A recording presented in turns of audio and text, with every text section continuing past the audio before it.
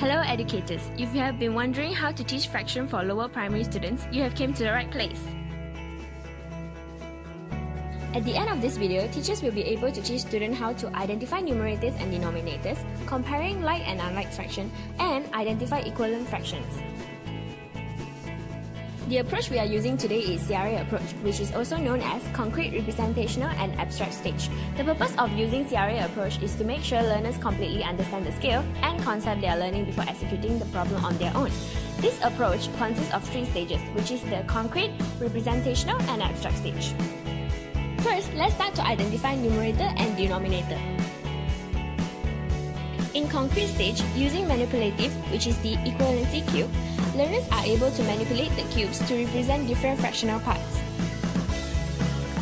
Transition from concrete stage to representational stage is straightforward. Students can draw a rectangle to represent the equivalency cube. By shading one part of the rectangle, students can identify the numerator and denominator.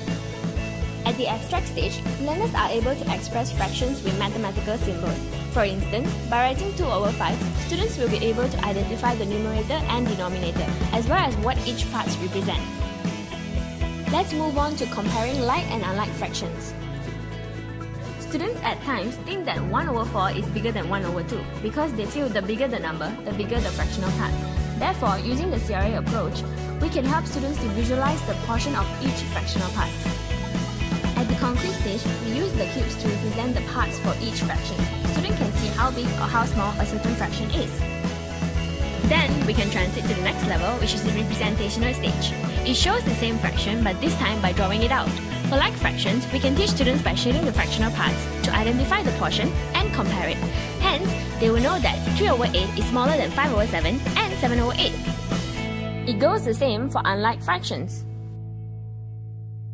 When the students move to the abstract stage, they will be able to recognize the parts and will know that 7 over 8 is bigger than 3 over 4. Lastly, let's move on to identifying equivalent fractions. At the concrete stage, we can show a same amount of fraction which can be represented in different fraction tower, and all these fraction tower will be at the same height. From this, we can conclude that same height of fraction tower represents the equivalent fractions.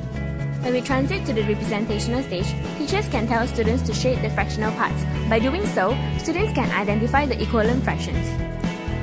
In the abstract stage, students will already know that even though each fraction looks different, but they still carry the same amount. For example, they will know that 4 over 6 equals to 6 over 9 and 2 over 3. How is this approach effective? Teachers will be able to ease their teaching in the next syllabus as it is sequential with the next concept. Why do we use this approach? Instead of circles, we prefer using rectangles to teach fractions.